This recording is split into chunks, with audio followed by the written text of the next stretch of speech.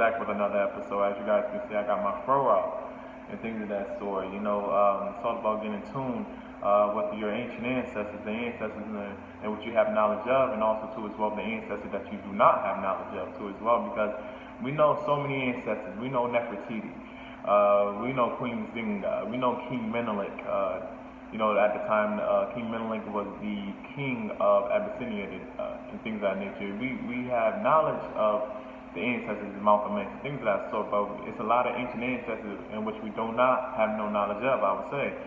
And actually was growing out my hair and things of that sort because I want to get in tune with myself, my frequency, and also the ancestral frequency, ancient ancestor frequency too as well. In this video, this is all about, normally I drop gems about the ancient ancestral history and things of that sort, but today I will actually be talking about my journey or my transitioning outside of my own city.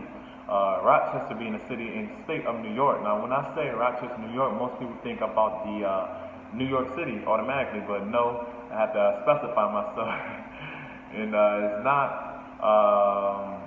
it's not New York City. No, it's not. It's not city at all. It's Rochester City, and New York is a state. I live in a state. Like if you are familiar with Utica, Buffalo, Ithaca, Avon, New York. I live actually in the state of New York, and things of that nature. So, Thursday of last week, I actually made a decision. And, the decision was that whether should I stay and continue to contemplate pertaining to whether I should actually leave without a sufficient amount of money, if you will, which I have stored within my own pockets or my bank, if you will. And actually, I said, the hell with it. Because I wanted, me personally, I wanted to change, not only just my environment, but my mindset and my reality and things of that sort, and connected with like-minded individuals, and much more other things too as well, re-establishing my reality, re-establishing my journey, re-establishing my new environment, because I felt as if that I was stuck. You ever been somewhere and it seems as if that something got a strong hold on you, something that's immediately connecting to you, you do not want to have no connection with it whatsoever? That's how I felt, And I didn't have a lot of money. I really didn't have a lot of money. What I had, $155, or if not, I had $249, But I just still decided, I would say, to still branch out. I've seen an interesting film, very interesting, very significant. It was called Harriet. Now, Harriet is very significant for us to actually read in between the lines and see through the propaganda, pertaining to the European Jew, of course, or the European actually controlling the narrative and actually explaining the story about our ancestors. Harriet Tubman, or Arminta Minty Ross, as the character was actually playing or illustrating as Harriet, and what Harriet have done to actually get her freedom and things of that sort, as escaping from Maryland and actually going to Philadelphia and going to the convention center. And it was this one powerful film that actually stuck with me. And it was when Harriet, when she was striving on the ideal about actually escaping and getting freedom and everything, because she could not no longer feel as if that she was confined, that she couldn't go this way or that way. You get what I'm saying? And Harriet does something that was very interesting. The slave masters on the left and the right side, they said, Harriet, come on now. Because they see her like, what is Harriet, like, what's she trying to do? Is she trying to escape away from us? Is she trying to escape away from our oppression? She's trying to escape away from the stronghold in which we have over her and things of that sort. And Harriet, she had one leg. She had one leg around the bridge and everything, over the bridge, right? And Harriet said something, I forgot what Harriet said, but it's just a simple fact, is that she had one leg and then she put the other leg over and then she jumped and things of that nature.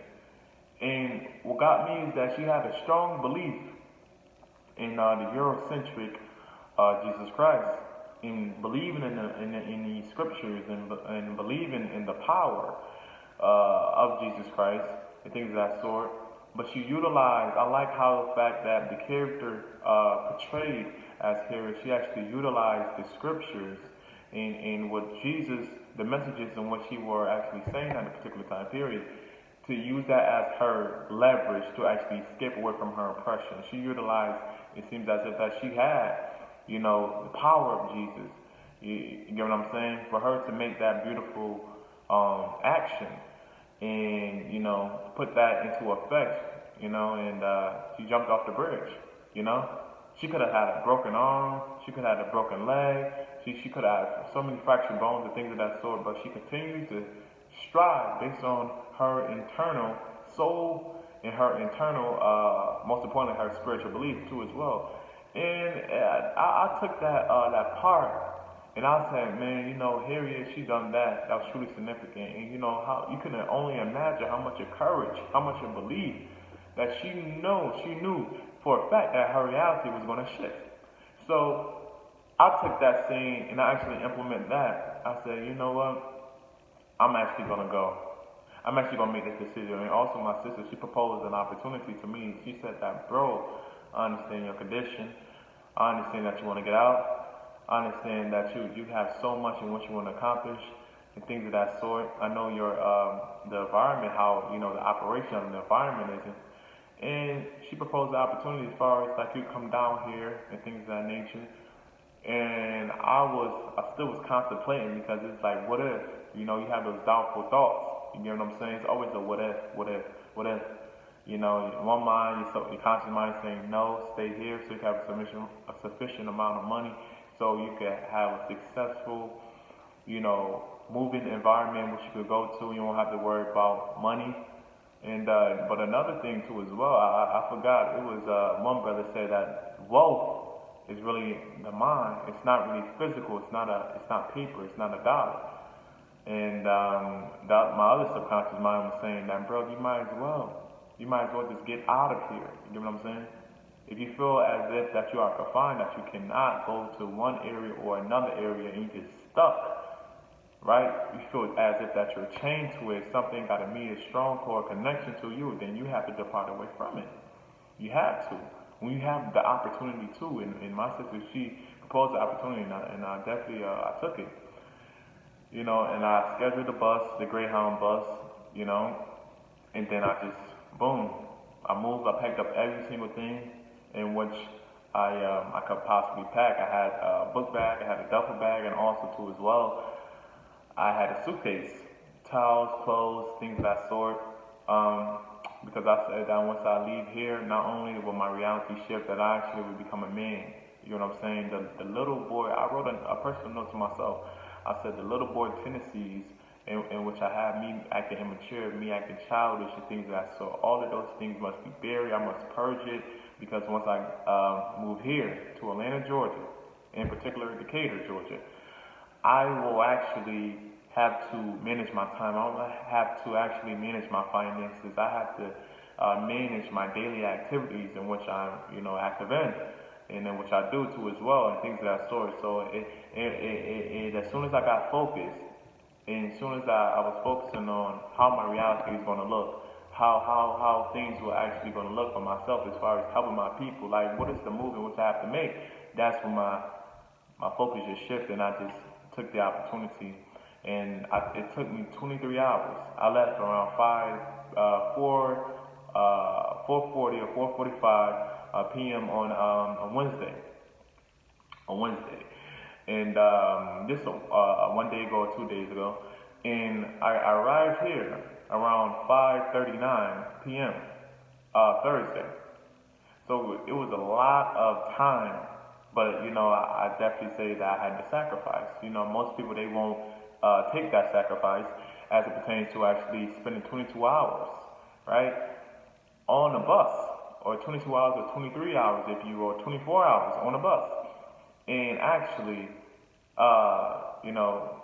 ride a plane, get on a plane for 2 hours. Most people, they won't do that. But I had to. I needed to get out. I could no longer, put myself and stay in my condition. Not really put, but stay in my condition. I couldn't do that anymore, so I made that move. But the message today is for brothers and sisters who are afraid of taking one step or just leaping out on faith with a plan. Most importantly, you definitely need a blueprint as far as when you make that move. What is the blueprint? What are the things in which you're going to do? What are the things in which you're going to apply with your mind, add to your mind? What the books are you going to read? How much time you're going to meditate? How much time you're going to spend with yourself? And things of that. So what kind of environment you're going to place yourself in? What kind of people and what you will hang out with? And things of that nature. So it's all about when you sacrifice and when you're leaping out on faith, you got to make sure you have a plan and things of that nature, though, because you can't just exist. I don't believe in just as existing. I believe as far as what can I actually contribute before I actually quote blow up. What kind of books in which I could give? What kind of enlightenment or information or knowledge in which I can give? Let me go into a different environment. Let me go into a whole different state so I actually can connect with the individuals and really showcase who the higher being really is internally and things of that sort. So this is really the message for that. This is for all the brothers and sisters, that's watching. Just definitely have confidence in self, have bravery, have courage. The ancient ancestors, they did not fear nothing. They did not fear death. In fact, it was another quote that stuck out to me that broadened my scope, is what Malcolm X was saying.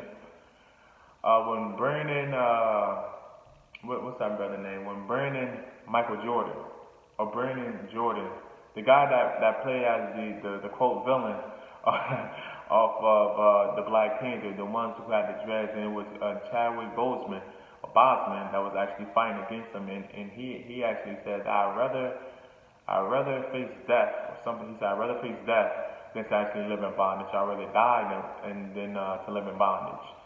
That quote right there, it stuck out to me because the ancient ancestors, they didn't fear not a goddamn thing, not even death, because they realized once you actually die, you're free from all of the things in which that oppress you, that burning you down, that make you feel small in the inside, the things that make you not feel as if that you could possibly grow.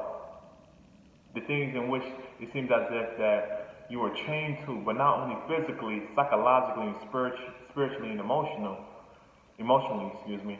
So, I just had to come on here and actually express myself, because, and one thing too as well, the reason why I call myself a messenger is for the simple fact is that me personally, a messenger is not someone who actually looks for acceptance pertaining to the message in which I will, or she or he will actually deliver. It's all about providing enlightenment, providing knowledge, providing the message towards someone. It's not about agreeing all the time too as well. It's about learning. And when you learn something, it has nothing to do with the feeling. You know what I'm saying? When you learn something, it comes with so much. It comes with you actually examining and analyzing it, first absorbing and analyzing it, and step back and actually think to yourself. It's a process when you actually learning something. You know what I'm saying? Then you can see from someone else's point of view. And I just had to come on here just to say that, brothers and sisters. But on that note, I will be back with another episode. Peace, love, and solidarity to the African family. Black power.